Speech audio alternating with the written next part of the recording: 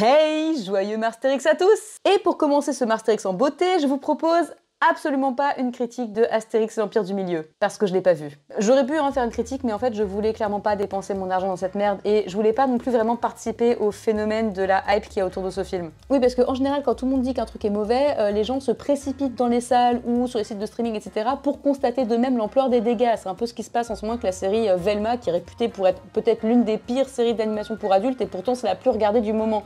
Et clairement, j'ai pas envie d'inciter qui que ce soit à aller voir ce film, donc je vais m'arrêter là en ce qui concerne Astérix et l'Empire du Milieu. Je dirais seulement que Astérix existe depuis plus de 60 ans, qu'il a été adapté de bien des manières différentes, et que si des BD comme La Zizanie, Le Domaine des Dieux ou Le Tour de Gaulle resteront dans les mémoires à jamais, je pense que d'ici un an, tout le monde aura oublié Astérix et l'Empire du Milieu, donc ça vaut pas trop le coup de s'énerver. Puis voilà, si jamais il y a une adaptation qui te plaît pas, bah tu regardes celle qui te plaît et puis t'en parles plus, hein. Non, en ce Marstérix, je voulais parler de quelque chose qui me trotte dans la tête depuis un petit moment, et c'est le personnage d'Astérix en lui-même. Parce que comme j'ai dit, il y a eu plein d'adaptations des aventures d'Astérix, mais je trouve que quelle que soit la qualité du film, ou quel que soit le talent du scénariste qui a succédé à Goscinny, il y a toujours quelque chose que je trouve pas très réussi, et c'est le personnage d'Astérix en lui-même. Parce que quand on regarde bien, dans les films live action ou dans les films d'animation plus récents, souvent Astérix se résume soit à son côté nerveux et colérique, soit il devient un peu inexistant dans l'intrigue. On le voit par exemple dans Astérix Mission Cléopâtre où il est très secondaire, ou dans Le Secret de la Potion Magique où il se barre carrément à la moitié du film. Et c'est pour ça d'ailleurs que c'est pas rare qu'il soit soutenu par un autre personnage principal comme Grain de Maïs dans l'Empire du Milieu, Numéro Bis dans Mission Cléopâtre, ou même Alafolix dans Astérix aux Jeux Olympiques. Et ça donne l'impression que oui, les gens veulent faire des films d'Astérix avec les bagarres, les Romains, les gags, etc.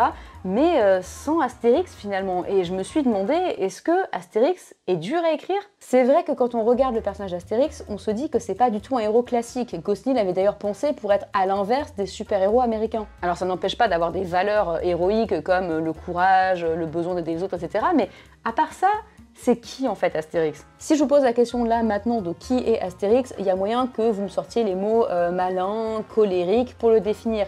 Mais quand on en revient aux bases, donc au BD de Goscinny, on se rend compte que le personnage est quand même beaucoup plus complexe que ça. Déjà, Astérix, on peut dire que c'est un héros assez passif finalement. Encore une fois, pensez à l'inverse des super-héros américains.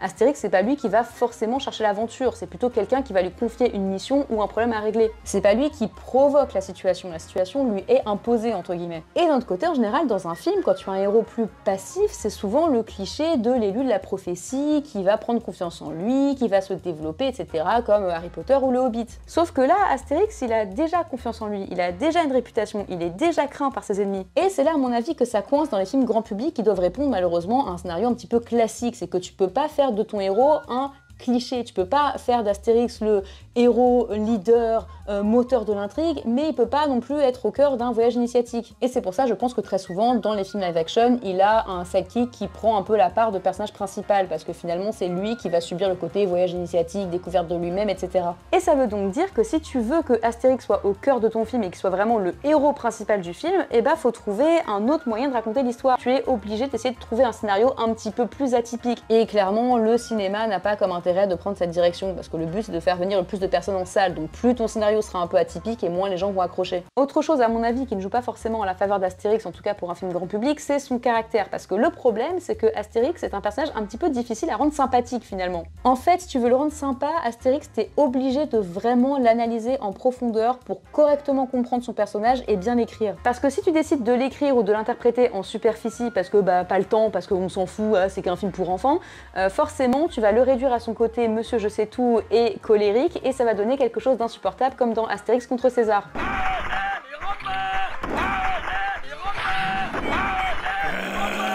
Alors qu'en fait, oui, d'accord, Astérix c'est colérique, ça c'est dans son caractère, mais quand on regarde Les 12 Travaux par exemple, qui est pour moi l'exemple parfait de comment écrire Astérix, d'accord, il y a des moments où il s'emporte, mais souvent c'est pour des raisons logiques. Et même il y a une logique chez les choses qui l'énervent, il s'énerve pas pour rien tout le temps. Voyons un petit peu ce qui énerve Astérix. Quand on reprend l'exemple des 12 Travaux, s'il avait été écrit en superficie, il aurait très bien pu péter un câble à littéralement chaque épreuve. Il aurait pu s'énerver du fait que Obélix ne comprenne pas que la force brute ne marche pas contre le lutteur, il aurait pu s'énerver que Iris sait de le manipuler, etc. Mais finalement, là où il pète vraiment un câble, c'est dans La Maison qui rend fou. Le laissez passer en 38. Un autre exemple, on voit Astérix péter un câble, mais vraiment pendant toute la BD, c'est dans Les Lauriers de César, où il est forcé d'aller à l'aventure à cause d'une connerie entre Abracurcix et son beau-frère. Je conseille cet album d'ailleurs, il est hilarant. Et très souvent, il manque de patience avec Obélix quand il est un petit peu lent à la détente. Donc à partir de tous ces exemples, on peut dire que ce qui fait péter un câble à Astérix en général, c'est soit la bêtise d'autres personnes, donc par exemple la lenteur d'esprit d'Obélix ou Abracurcix qui l'envoie à Rome chercher les Lauriers de César juste pour une dispute à la con, soit les situations qu'il peut pas vraiment contrôler, comme l'administration par exemple. Donc à mon sens, écrire Astérix comme le mec qui pète un câble tout le temps, qui rage quit l'aventure à la moindre petite contrariété, qui est en colère contre tout le monde H24, non seulement c'est un petit peu trop facile pour faire avancer l'intrigue, mais en plus ça dénote d'une très mauvaise compréhension du personnage. Parce que en vrai, en dehors de ses accès de colère légendaires, Astérix il est méga chill comme personnage. Sérieux, relisez les BD et essayez de constater le nombre de fois qu'on voit Astérix juste vouloir faire la sieste, vouloir se reposer, vouloir flâner, profiter du décor, se balader, etc. Je me suis un peu attardé dans la forêt parce que j'ai cueilli des champignons, tu vois? J'aime bien cueillir les fleurs aussi. Et puis même en dehors de ça, il a souvent une approche extrêmement posée et pragmatique face aux problèmes. Il sait qu'il est le meilleur, il sait qu'il va s'en sortir quoi qu'il arrive, donc pourquoi il s'énerverait? Regardez par exemple la toute première aventure d'Astérix, Astérix le Gaulois. Il n'y a pas un seul moment où il pète vraiment un câble. Au contraire, il passe son temps à s'amuser de la situation et à troller complètement les Romains. On va s'amuser un peu à leurs dépens. J'ai quelques idées. Réflexion faite, ces fraises étaient excellentes. Oui, c'est bien celle-là qu'il me faut. Allez donc m'en chercher d'autres. Oh! Mais je commence à en avoir assez, moi! Et sachant que ça, c'est la première BD, on peut dire que c'est le comportement de base du personnage d'Astérix.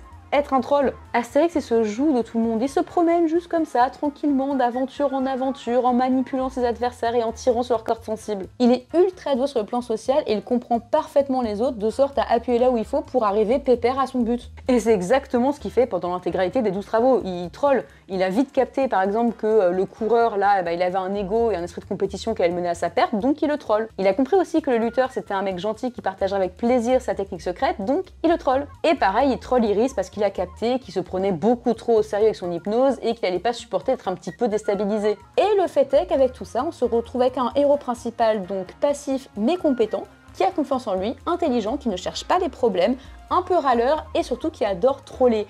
Et tout ça, c'est pas simple à placer dans une narration ultra classique. À mon avis, si tu veux faire une adaptation d'Astérix avec Astérix comme héros principal et vraiment lui comme héros, pas avec un personnage secondaire quelque part ou quoi que ce soit, il faut soit jouer avec ses défauts pour le rendre faillible aux yeux des spectateurs, comme ça a été le cas par exemple dans la BD Le Chaudron, où le méchant s'amuse avec son côté un peu premier de la classe et assuré, soit il faut prendre le parti pris de faire quelque chose de moins cinématographique, de se prendre beaucoup moins au sérieux et de faire quelque chose de très absurde comme les 12 travaux. Parce que même là, ça existe les histoires avec les héros principaux qui sont très assurés, très arrogants et très trolls et qui agacent tout le monde, mais même là, Astérix, il n'est pas vraiment à ce level-là, il est beaucoup plus modéré dans son assurance et dans son troll, c'est pas Gojo Satoru non plus, quoi. Ah oui, j'oubliais, autre difficulté, c'est que tu peux même pas le rendre motivé par la romance, vu que dans la BD, ça n'arrive strictement jamais, ou en tout cas, c'est pas sa motivation. Et ça, c'est très compliqué pour les films grand public, de comprendre que tu peux être motivé par autre chose dans la vie que la romance. Je sais pas pourquoi, c'est comme si tes seuls problèmes dans la vie, ça venait de la romance, tu pouvais pas avoir d'autres problèmes dans la vie, tu sais. Mais comme je disais en début de vidéo, malheureusement, le but du cinéma actuellement, c'est pas de faire des films Astérix très profonds et réfléchis, c'est juste encore une fois de faire des films grand public que tout le monde va aller voir, toute la famille va rigoler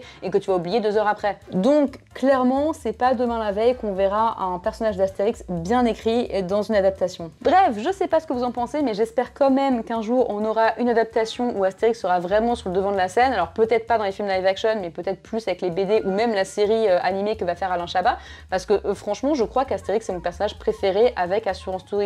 Et ça me peine de voir à quel point il est sous-coté dans sa propre aventure quand même. Donc, oublions le Astérix nerveux et colérique qui pète des câbles tout le temps et rappelons-nous plutôt du Astérix malin et magnifiquement troll. Voilà! J'espère que vous avez apprécié cette vidéo. N'hésitez pas à me dire dans les commentaires ce que vous pensez du personnage d'Astérix, si vous aussi vous pensez qu'il est difficile à écrire ou si au contraire vous l'aimez pas du tout peut-être, qui sait. N'oubliez pas de vous abonner et moi je vous dis à la prochaine. Salut!